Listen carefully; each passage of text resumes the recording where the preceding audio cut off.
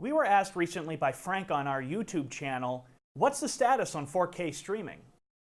New Tech just announced a brand new version of the TriCaster over here that is 4K and NDI. The TC1, that's what we produce our show on, that's 4K. Panasonic's got 4K cameras out there. Bird Dog just announced a 4K camera, PTZ camera. The camera that I'm looking at forward right here is a Sony camera that's several years old that we paid for the 4K firmware. We don't shoot in 4K on it, but 4K cameras are available for under $5,000, maybe $2,500. You can get yourself a 4K camera. Well, then what do? I'm bringing up this blank screen. I'm going to go a little John Madden telestrator on you, but this is the number one thing we recommend, and that is shoot 4K. The easiest thing that you can get your hands on now is a 4K camera. So start building your 4K kit through your cameras. The next thing we're going to say is a little different, and that is stream HD.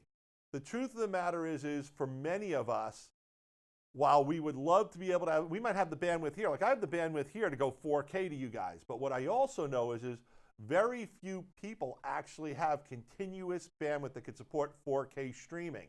And what I mean by that is even when you're at home in your house, if you want to watch something in the 4K setting on, let's say, a YouTube, the chances are very strong that that video isn't playing to you in the full 4K. Why? Because other people are taking little bits of your bandwidth and stuff like that. So 4K shoot, because the highest possible quality video you have, the better it's going to compress down. Also, I'm a big fan of this technology that New Tech calls virtual PTZ camera, but it's got other names where you actually take a HD region of interest from your 4K image, and now you can mix a show with certain mixers as if you actually had multiple cameras. So watch 4K. And what I mean by that is, let's say I'm in that bar, that venue. I'm in a church.